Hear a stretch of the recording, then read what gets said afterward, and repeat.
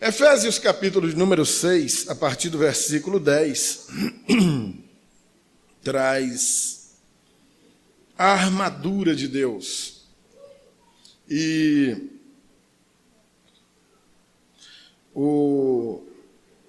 na sequência daquilo que a gente vinha vindo, até o domingo atrasado, que domingo passado o pastor André pregou, André então abriu aí um intervalo na ministração pregando o texto de João 6, acerca da multiplicação de pães, com aquele título bastante sugestivo que fazia uma pergunta, né? Afinal de contas, você é discípulo ou você é multidão, né? É mais um no meio da multidão, que queria comer pão e peixe de graça, queria assistir milagres de graça, queria ver libertações de pessoas, mas não tinha disposição real para seguir Jesus, né? Esse era o problema da grande multidão. Terrível. E seguindo a sequência do texto de Efésios, que a gente já começou, vamos dizer, 4 domingos atrás, né? Você tem memória boa aí, capítulos 4, 5, e eu quero encerrar hoje com essa armadura e também desmistificar um pouquinho dessa armadura. Quando a gente fala em arma, armadura, espada, a ideia que se vem na nossa mente é que nós vamos ficar fortões, poderosos, valentes, perigosos, e vamos sair por aí atropelando todo mundo, surrando todo mundo, dando em todo mundo, e ninguém mais bate em nós, e a gente se torna aí super-herói, um bicho invencível, muito duro. Não é bem assim a ilustração acerca dessa armadura que Paulo apresenta aqui em Efésios capítulo 6. E nós vamos aprender isso hoje e vamos levar isso aí para o resto de nossas vidas, tomando posse do ensinamento que ele realmente pretendeu fazer com essa passagem da Escritura. Amém? Vamos ler o texto primeiro para que a gente entre numa introdução comentando depois. Efésios 6, de 10 a 20, a armadura de Deus. Quanto ao mais, sede fortalecidos no Senhor e na força do seu poder. Revesti-vos de toda a armadura de Deus, para poderdes ficar firmes contra as ciladas do diabo. Porque a nossa luta não é contra o sangue e a carne, e sim contra os principados e potestades, contra os dominadores deste mundo tenebroso, contra as forças espirituais do mal nas regiões celestes. Portanto, tomai toda a armadura de Deus, para que possais resistir no dia mau, e depois de terdes vencido tudo, permanecer inabaláveis.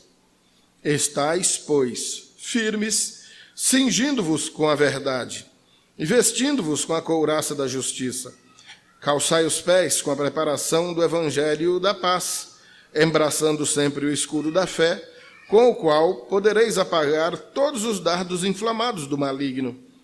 Tomai também o capacete da salvação e a espada do Espírito, que é a palavra de Deus, com toda oração e súplica, orando em todo tempo no Espírito e para isto vigiando com toda perseverança e súplica por todos os santos, também por mim, para que me seja dada no abrir da minha boca a palavra para, com intrepidez, fazer conhecido o mistério do Evangelho, pelo qual sou embaixador em cadeias, para que em Cristo eu seja ousado para falar como me cumpre fazê-lo.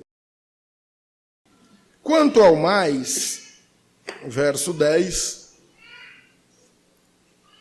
já está Paulo, então, fazendo uma referência a tudo quanto foi ensinado anteriormente, principalmente na parte final aí do capítulo 5 em diante, onde, desde o 4, da exortação à santidade, capítulo 5, falando acerca do fruto da luz, em contraste com as obras das trevas, uma diferença entre boas obras, as obras que agradam a Deus, e as más obras, aquelas que não agradam a Deus, como deve ser um lar cristão, as relações entre marido e mulher, a relação entre os filhos e seus pais, E até mesmo o capítulo 6, do versículo 5 até o 9, o lar cristão no que diz respeito às relações entre senhor e escravo, ou mesmo entre patrão e empregado, que seria mais adequado para a nossa cultura nos dias de hoje. Todos os relacionamentos de todas as pessoas, como eles devem ser, como é que eles se fazem agradáveis a Deus, estão sendo apresentados nesses capítulos 4, 5 e 6 aí da carta aos Efésios, para que a gente tenha uma vida praticando as coisas de modo agradável a Deus e evitando a prática daquilo que, exatamente por não ser agradável a Ele, é aquilo que mais nos agrada a nossa carne e não traz para nós as recompensas, o fruto que realmente deveríamos colher por uma vida de santidade e obediência a Deus.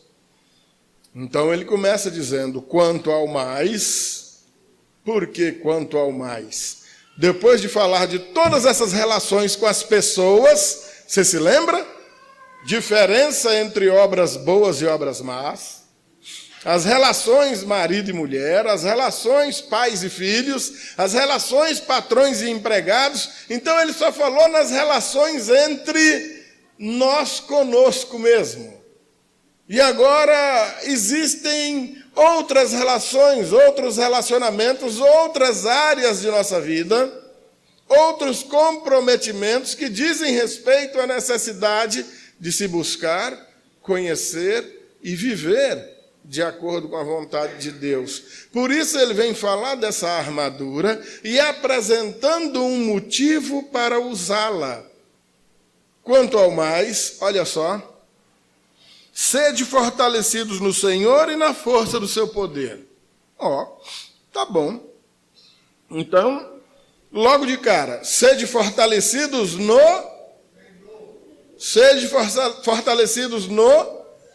E na força do seu poder.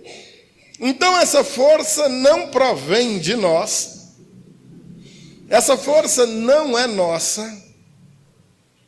A nossa força é insuficiente para estas coisas. Na verdade, ela é inútil para essa peleja. E se não for na força do poder de Deus, nós estaremos entrando numa batalha tremendamente desigual. Não dá para comparar, mas seria muito pior do que a cidade de União decretando guerra aos Estados Unidos. Nós com nossas baladeiras e o Donald Trump com tudo que ele tem de bomba, avião e míssil e foguete mais moderno que se possa imaginar. Uma luta simplesmente imbecil. É a melhor palavra que a gente pode usar. Quanto ao mais sede fortalecidos no Senhor e na força do seu poder. Revestivos de toda a armadura de Deus. Ora, a armadura não é minha, não é tua, não é uma armadura que você encomenda aí como... Como é que é o nome dessa roupa que os vaqueiros usam aí para correr atrás de boi? Gibão, né? O gibão, né? Para que serve o gibão? O vaqueiro não se cortar, né? Nos espinhos, nos tocos de pau, no arame farpado, não é verdade?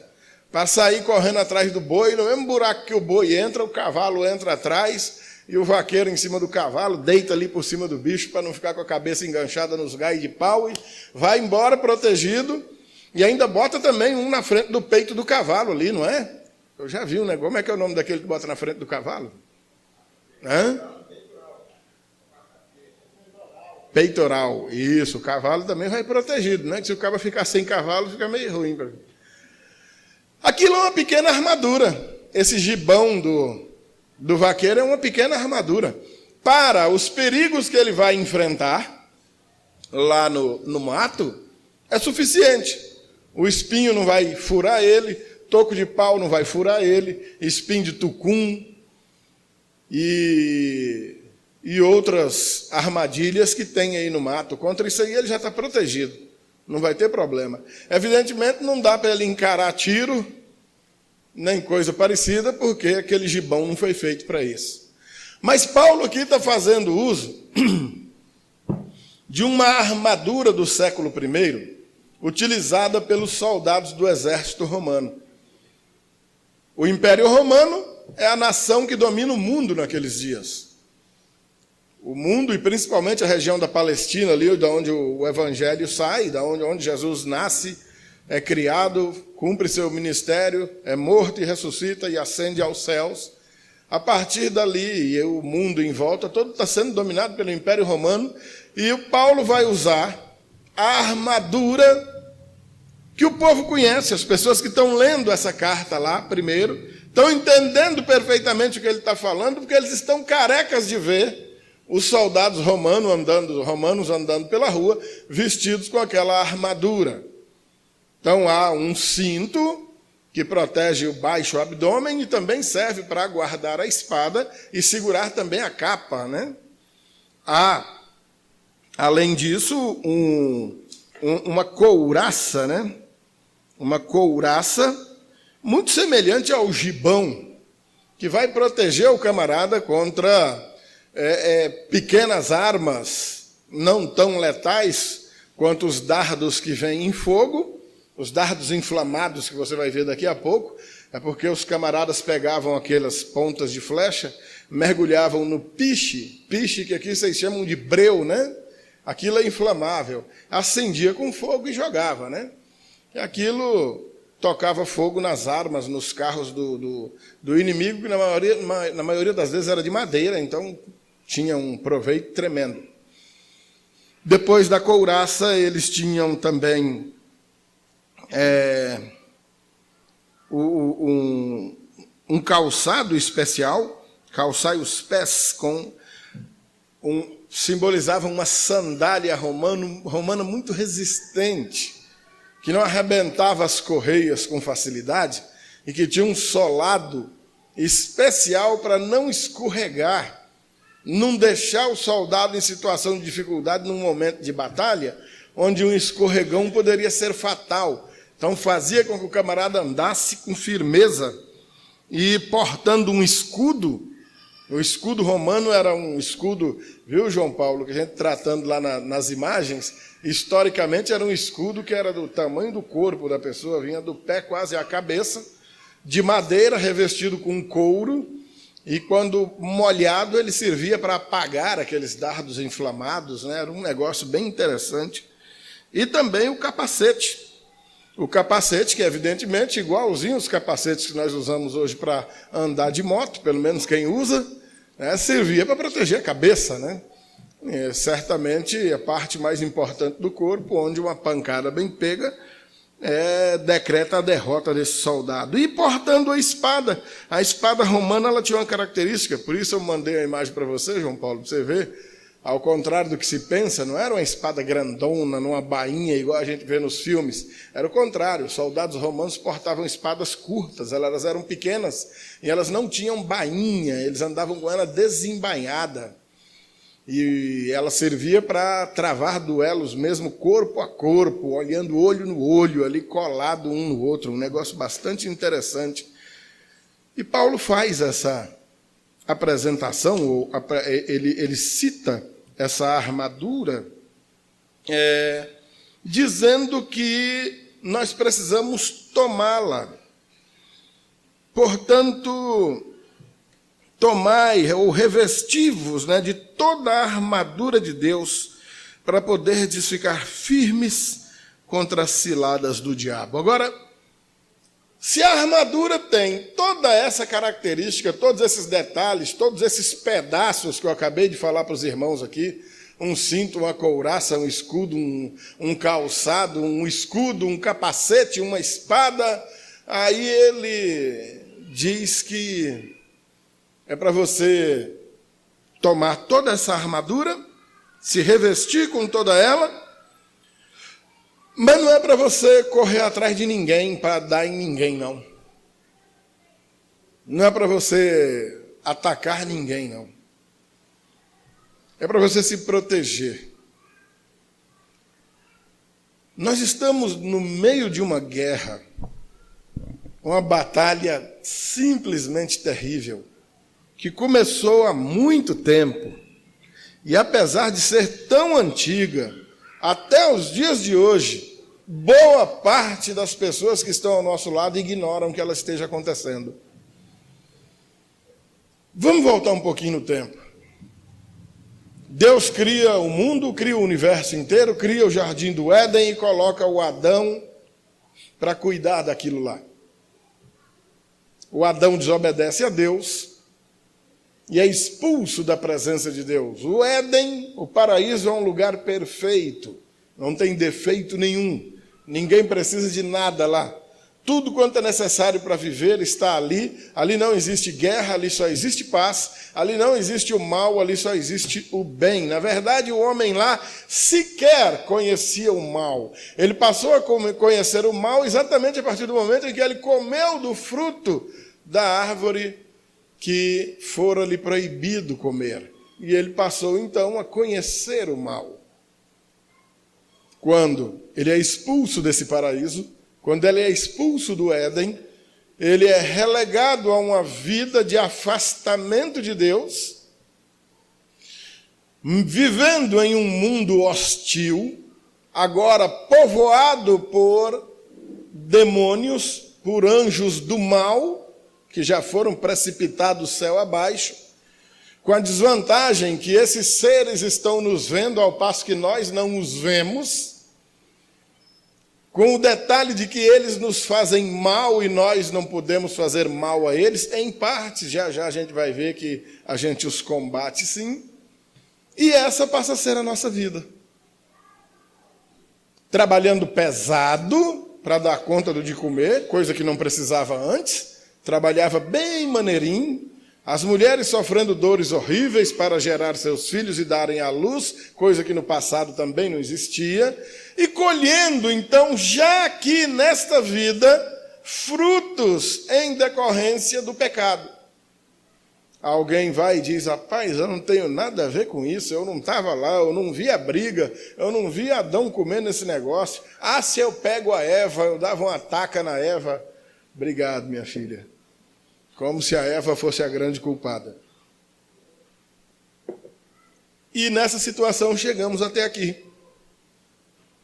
Vem o Senhor Jesus, com um ato de tremenda misericórdia, pura graça de Deus, por meio do seu sacrifício na cruz do Calvário, anula o poder da morte sobre a nossa vida. Amém, amados? A morte deixa de ter domínio sobre nós. Aquilo que para nós não tinha solução, Jesus veio e solucionou. Aquilo que não tinha jeito, Jesus veio e consertou. E estamos aqui. A batalha continua sendo aquela mesma que Adão e Eva enfrentaram do lado de fora do paraíso. Nada mudou, a guerra continua. O que é triste, repito, é que até hoje tem gente que ignora a existência dessa guerra. E triste, no meio desses que ignoram, um monte de gente que é cristã, que diz que crê no Senhor Jesus, que tem fé em Deus, e não entenderam ainda que nós estamos no meio de uma guerra.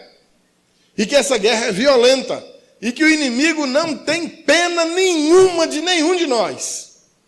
Tudo que ele puder fazer para destroçar a gente, ele vai fazer. E ele tem feito. E ele tem feito muito estrago, em virtude do ignorar dessa peleja. Revestivos, verso 11, de toda a armadura de Deus, para poderdes ficar firmes contra as ciladas do diabo. Primeiro, a forma com a qual ele nos agride é por meio de armadilhas, ciladas. Quem já pegou um passarinho na vida aqui sabe o que é uma cilada. Quem já pegou um rato numa ratoeira sabe o que é uma cilada. Os pescadores sabem o que é uma cilada. Você colocar, se uma água estiver muito limpa, Zimar, adianta botar um engancho? O peixe arrudeia, vai embora. Bota ali numa água suja, que é para o peixe não ver, né? Aí bate no engancho, fica. Juninho, quando está chovendo que tem água para todo lado, adianta botar uma aguinha para a paca ir lá beber? Não adianta, ela não vai, né? Tem para todo lado, mas na época que tem pouca, opa! Não é assim? Coloca para o bicho aquilo que o bicho quer comer, né? Beber o que é agradável. A mesma coisa conosco. Mesma coisinha. O nosso inimigo sabe do que nós gostamos. Ele sabe o que nós queremos. Ele conhece a natureza humana. E ele sabe como armar ciladas para nós. Calma, gente. Tem notícia boa. A parte boa é que o Senhor é conosco. E os poderes desse ser maldito são limitados por causa da misericórdia do Senhor. E ele já está dizendo logo, revestivos de toda a armadura de Deus para, olha só, poderdes ficar... para poderdes ficar... Vamos dizer juntas-se, firmes, para poderdes ficar firmes. É a primeira vez, em 3 vezes, num espaço de texto muito curto, que ele vai dizer isso daí. Para poder ficar firme contra as ciladas do diabo. Entenda, meus amados irmãos, que o texto não está dizendo que a gente vai usar essa armadura igual o PM usa uma farda e ele sai andando na rua, de preferência numa viatura toda desenhada, escrito polícia, com uma luz que acende aqui, lumeia lá longe e ainda fazendo barulho. E o bandido, sujou, ó. O bandido está pronto para dar um bote e atacar alguém. Quando ele vê todo esse aparato, ele começa a andar parecendo gente. Sou um cidadão de bem. Não é assim que acontece? Agora, revestir de toda essa armadura para poder ficar firme, porque as ciladas estão aí. Elas não vão ser tiradas, elas não vão desaparecer. Não adianta você orar para Senhor, não deixa ele pôr cilada, não. Ele vai pôr. Senhor, amarra o cão. Ele já está amarrado, porque se não tivesse, ele já tinha acabado com a gente. Senhor, e agora o que eu faço? Fica firme. Se revista da armadura de Deus e permaneça firme durante essas ciladas. Olha, e tem mais explicação. Porque, verso 12, porque a nossa luta não é contra sangue e a carne. Ou seja, nossa luta não é contra um ser humano, amados. Nossa luta não é contra uma criaturazinha dessa, não. Pelo amor de Deus.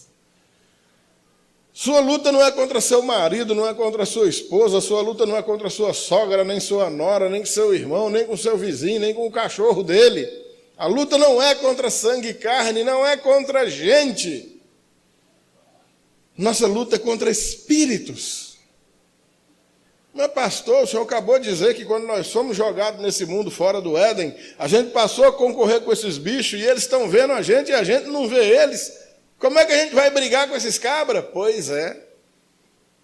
Ele não está mandando você se revestir de uma armadura, exatamente para que você permaneça firme, mesmo em meio às ciladas.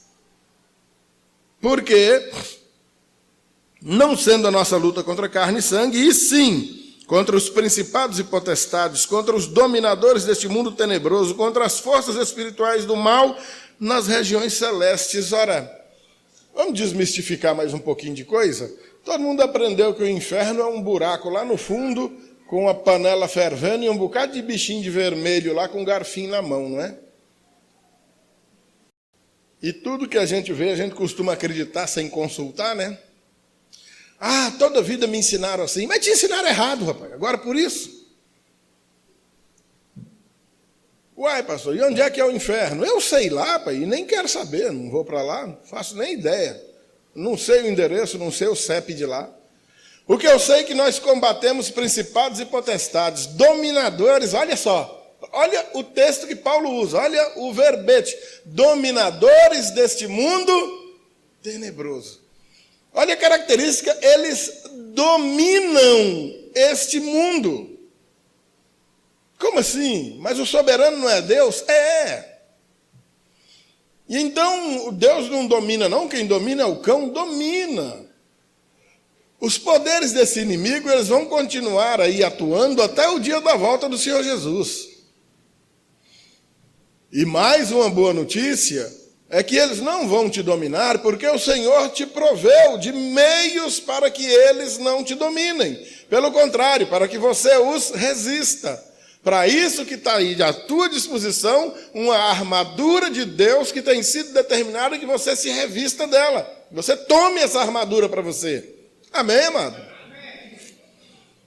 E a guerra é contra essas criaturas. Mas e aí, pastor? E como é que a gente acerta um tiro nele? Que tiro foi esse, meu irmão? Não acerta, não. Não vai dar tiro neles. Tem igreja, e eu já participei dessa idiotice, a banda toca muito bonito, um baterista sempre toca muito legal, tram, tam, tam, esquerda, direita, eu piso no diabo, e o pastor gritava, pisa, se você não pisar, você vai ser pisado, e a gente fica lá, pisando. A igreja anda aí a passo de tartaruga por causa de uns pastores lambibotas desse aí, uns pela-porco, que ajunta pessoas, famílias diante de si para ensinar umas idiotices dessa. Mandando o povo, ensinando o povo a pisar no diabo. Você não tem uma linha, uma vírgula da Bíblia sequer sugerindo que isso seja possível. Mas a Bíblia diz, resisti ao diabo e ele fugirá de vós, sujeitai-vos a Deus, tomai essa armadura para resistir firme a essas ciladas, pelejar, batalhar contra ele espiritualmente. Isso é o que a Bíblia manda. A arma poderosa é exatamente a santificação. Porque, verso 13, portanto, olha só, tomai toda a armadura de Deus, de novo, ele repete mais uma vez, tomai toda. Ele já disse isso uma vez no versículo de número 11. Revesti-vos de toda a armadura de Deus. Agora no 13, mais uma vez, ele tomai toda a armadura de Deus. Porque não adianta pegar um pedaço da armadura. Não adianta achar que aquele capacete é bonito e andar só com ele. Não adianta achar que aquela sandália, aquele calçado é maravilhoso e pegar só ele e largar o capacete para trás. Não adianta vestir a armadura inteira, mas não ter o escudo. Não adianta pegar tudo e o escudo junto e largar a espada. É a armadura toda. É completa. De novo, tomai toda a armadura de Deus, para que possais resistir no dia mau. Olha só, de novo. Resistir no dia mau e depois de ter desvencido tudo, permanecer inabalável. Mais uma vez, é sinônimo de permanecer firme, ficar firme. O que a palavra de Deus está apresentando para você, meu amado irmão, minha amada irmã, é que não vai existir dia sem luta, não vai existir a possibilidade da falta de luta. Vai ter luta. A luta não para, não diminui, não enfraquece. O inimigo não cansa, não descansa, não tira férias, não dorme. Pensa num praga para ser bom para trabalhar. Trabalhadorzinho que é uma beleza. Batalha vai ter, peleja vai ter, a guerra não para. Triste é desse que ignora que essa guerra existe e que vive como se isso fosse uma conversa para boi dormir. Como se o pastor não tivesse coisa mais bonita para dizer, inventa essa lenga-lenga agora. Não, isso é palavra de Deus. Tomar toda essa armadura,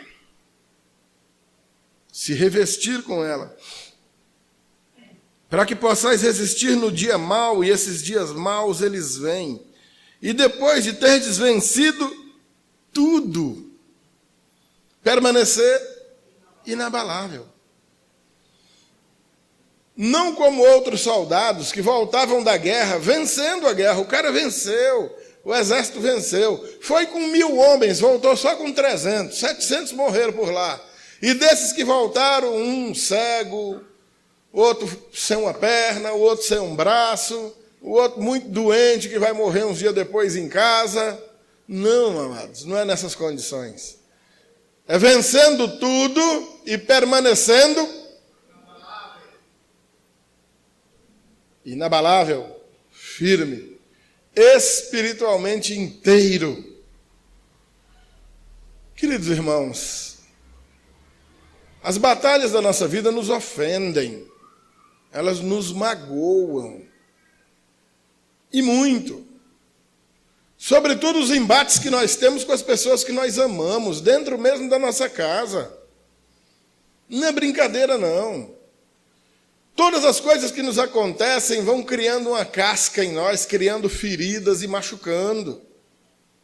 Sofremos perdas materiais, isso nos ofende. Sofremos injúrias e acusações, isso nos ofende. Nos tiram coisas que nós gostamos, isso nos ofende.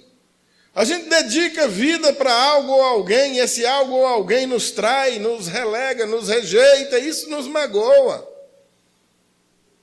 E nós vamos ficando machucados. Espiritualmente, se machuca também.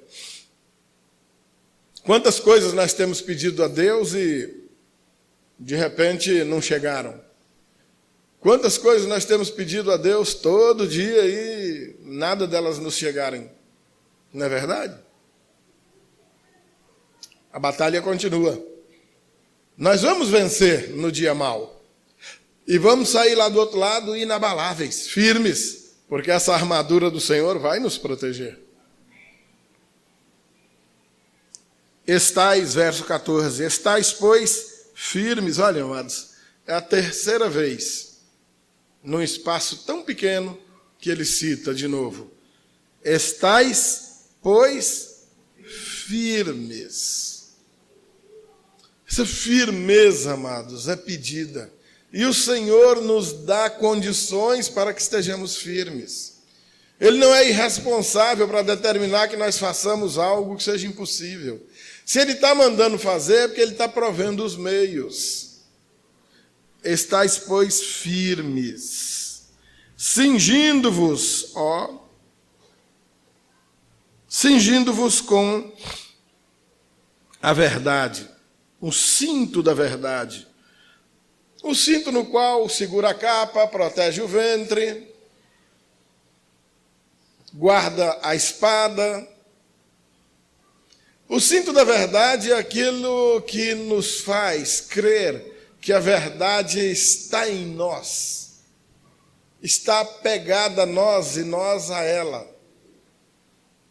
É preciso entender que a Escritura Sagrada é que as palavras do Senhor são palavras verdadeiras. Não dá para você levar uma vida de quem diz que crê em Deus, quem diz que tem fé em Deus, mas que não confia 100% nessa palavra. Ou que acredita em parte dela e não acredita no resto.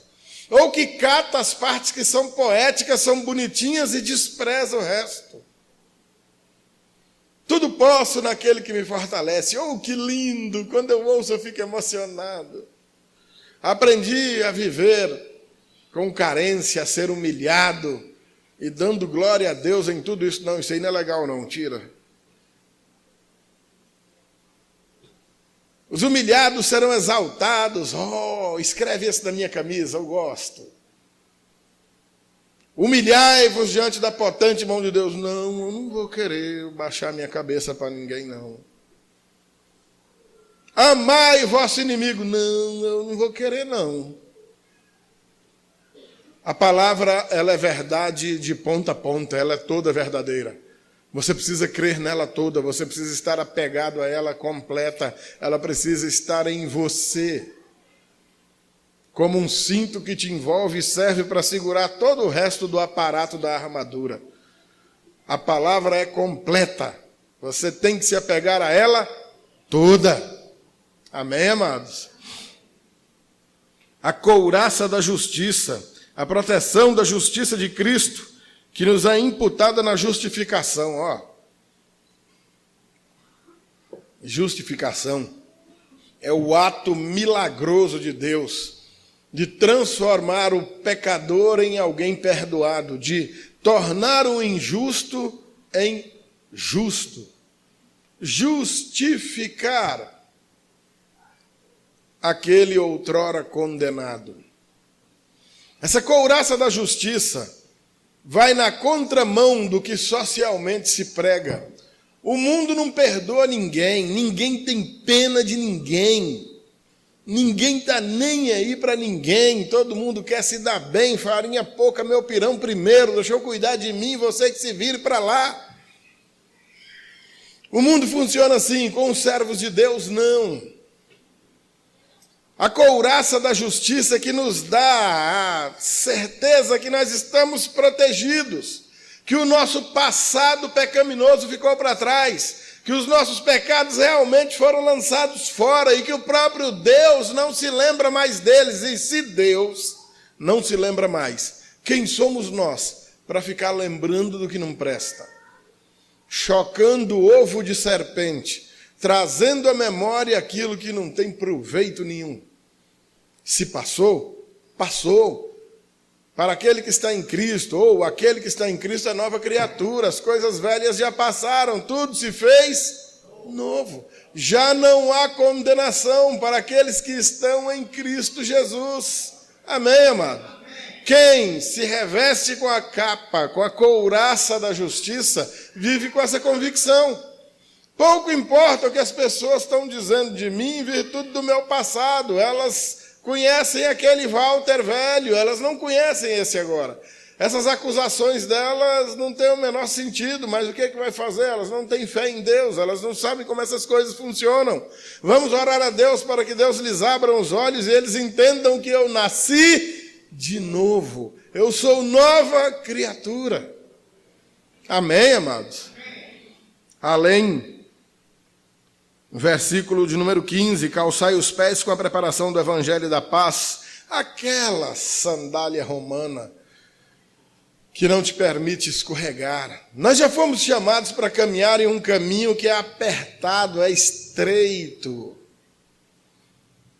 Caminhar num caminho apertado, num caminho estreito não é fácil.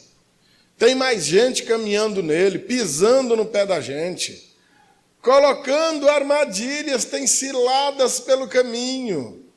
Se esses pés estiverem calçados com um chinelinho havaiana daquele bem gasto, já furadinho no calcanhar, com um preguinho passado no cabresto que arrebentou a ponta, o risco de escorregar e se arrebentar é muito grande. É indispensável que se esteja firmado na rocha, que é o Senhor Jesus, com os pés literalmente bem firmes, para suportar todo tipo de pressão. E olha, não se engane, não. Essas pressões estão aí. Todo tipo de pressão para que a gente desagrade a Deus está aí diante de nós. Verso 16, embraçando sempre o escudo da fé, aquele que eu expliquei para vocês, grandão, de madeira, revestido de couro, molhado, olha para quê? Com o qual podereis apagar os dardos inflamados do maligno. Amados, preste atenção. Esses dardos eram estilos de armas usadas para se atacar traiçoeiramente. Você não via nem de onde esses dardos vinham. O cara está andando aqui, puf, o dardo, ai, quem foi? Não viu, não sabe nem quem foi. Onde é que ele está para eu contra-atacar? Nem sabe. Está dormindo, de repente a casa começa a pegar fogo. Uai, jogaram o dardo inflamado. Estar munido desse escudo, preparado com ele verdadeiramente. E esse escudo é o escudo da fé. Fé é algo que o Senhor nos dá. É Ele mesmo que nos protegerá desses dardos, que quer você queira ou não, quer você acredite ou não, estão sendo constantemente jogados contra você. Pastor, não acredito nisso não. É um problema teu, meu amado. Mas a misericórdia de Deus é tão tremenda que Ele te protege ainda assim. Tudo tem limite, né? Não tentarás o Senhor teu Deus. Uma hora a vaca vai para o brejo. Toma o escudo da fé. Embraça ele, levanta, coloca na frente do peito. Se proteja, porque os dardos não vão parar de ser lançados. Não adianta orar, Senhor, não deixa ele lançar dardo, não. Não, eles estão sendo lançados. atacando a nossa paz, atacando a nossa paciência, minando com as nossas esperanças o tempo todo, fazendo com que você se desestimule e diga: rapaz, eu não vou mais orar por isso não. Ah, você sabe de uma coisa, pastor? Eu já ouvi isso. Pessoa dizer: pastor, eu não vou mexer com igreja mais não. Quero saber de igreja mais não. Esse negócio, isso aí não me serviu de nada não. Bom, então já começou tudo errado, né? Que você esperava que a igreja te servisse, né? É o contrário, você que foi chamado para servir a igreja, né? Então, realmente, se a tua ideia era que a igreja te servisse de alguma coisa, vá com Deus. Não entendeu nada mesmo. Mas vamos conversar melhor. O que está pegando? Eu esperava isso, aquilo, eu tenho orado tanto e não acontece nada. E você já vai desistir? Pois é, meu irmão. Eu lamento te dizer que vai piorar mais um pouco, né? Estava longe, mas vai ficar um pouco mais longe ainda. Perseverança. O inimigo não vai parar, o maligno não vai parar de lançar dardos porque você parou de andar com Deus. A diferença é que esses dardos que não te acertavam porque o escudo da fé não deixava, agora vão acertar. Agora vai ser uma lapada atrás da outra. Porta, embraça esse escudo da fé. Os dardos estão sendo lançados, mas se você está firme, perseverante em oração, guardando a fé com amor, esses dardos não vão te fazer mal nenhum, amados. Amém, queridos? Vão bater no escudo e cair apagadinhos na terra, fazendo aquele barulhinho ainda. Tch. Glória a Deus. Verso 17. Tomai também o capacete da salvação e a espada do Espírito, que é a palavra de Deus. Olha, queridos, os capacetes da salvação é o que guarda a sua mente contra maus pensamentos, guarda a sua mente contra falso ensino, o acreditar em bobagens travestidas de palavra de Deus, mas que não são palavra de Deus coisa nenhuma, e que são terrivelmente prejudiciais para a nossa vida. Oh, queridos, não é brincadeira. A quantidade de ideias que diariamente nos chegam, deturpando nosso entendimento quanto às coisas de Deus, são simplesmente terríveis. Tomar o capacete da salvação é andar com a mente de quem realmente é salvo, com a mente de quem está selado com o Espírito de Deus, como quem pensa com a mente de Cristo, e não com a cabeça, uma mentalidade meramente carnal. E, por fim, com a espada do Espírito, que é a palavra de Deus. Nessa armadura toda, tudo serve para defender-se. Apenas um item serve para atacar, para contra-atacar, que é a espada. E a espada é o quê? A espada é a palavra de Deus. Então, com o que nós atacamos? Nos evangelhos, Jesus, depois de ser batizado, é levado ao deserto.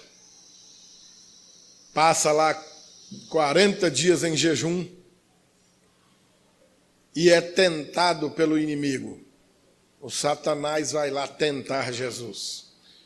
Faz 3 propostas a Jesus, e sendo Jesus o Filho de Deus, poderia dar um estalo de dedo, puf, e o inimigo virar uma fumacinha e desaparecer, mas não.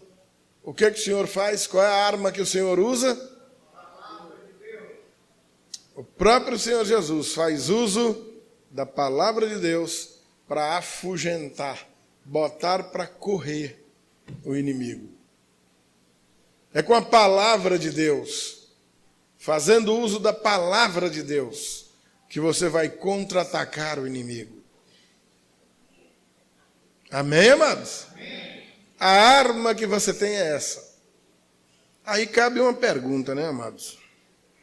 E para quem não conhece a palavra de Deus? Bom, amado, você está com a armadura incompleta, né? Você está impossibilitado de contra-atacar. Ou seja, você vai permanecer numa batalha apanhando, levando taca o tempo todo, sem a menor condição de contra-atacar o inimigo. Tome posse também dessa arma, em nome de Jesus, e contra-ataque o inimigo fazendo o devido uso da palavra. Cresça no conhecimento dela, cresça na intimidade dessa palavra, em nome de Jesus.